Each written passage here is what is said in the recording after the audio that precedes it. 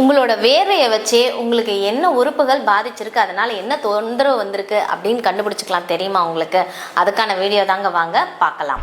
அதாவது எக்ஸாம்பிளுக்கு ஒரு விஷயம் சொல்கிறேன். நம்ம உடலில் இருக்கக்கூடிய அணியக்கூடிய ஆடைகள், நம்மளோட ஹைஜீனிக்கு இது எல்லாமே மாற்றமாச்சு அப்படின்னாக்கா உடம்புல ஒரு ஸ்வெட்டோட தன்மை மாற்றமாகும். அது இல்லாமல் நம்மளோட உள்ள உறுப்புகளில் என்னென்ன தொந்தரவுகள் வந்திருக்கோ அதை பொறுத்து கூட உங்களோட ஸ்வெட்டு மாறுங்க. எக்ஸாம்பிளுக்கு பார்த்தீங்க அப்படின்னாக்கா உங்களோட ஸ்வெட்டு ஒரு ஸ்வீட் டேஸ்ட்டோ இல்லை ஃப்ரூட் ஸ்மெல்லோ அந்த மாதிரி வருது அப்படின்னாக்கா உங்களுக்கு டயபெட்டிக் வரதுக்கான வாய்ப்புகள் அதிகமாக இருக்கும்.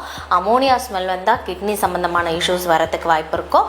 கேஸ்ட்ரிக் இஷ்யூஸ் இருந்தது அப்படின்னாக்கா புளிப்புத்தன்மையும் வினிகர் ஸ்மெல்லும் இருக்கும் உங்களோட ஸ்வெட்டில். மெட்டாலிக் ஸ்மெல் இருந்ததுன்னா ஹார்மோனல் இம்பேலன்ஸ் இருக்கிறதுக்கு வாய்ப்பு இருக்குது. ஒரு ஃபங்கல் ஸ்மெல் வருது, ஒரு பூஞ்ச காளான் ஸ்மெல் வருது அப்படின்னாக்கா ஃபங்கல் இன்ஃபெக்ஷன் வரதுக்கான வாய்ப்புகள் அதிகமாக இருக்கும். இந்த மாதிரி உங்கள் உடம்புல என்ன மாதிரியான வேர்வை ஸ்மெல் வருது அப்படிங்கிறத கமெண்ட் பண்ணுங்கள்.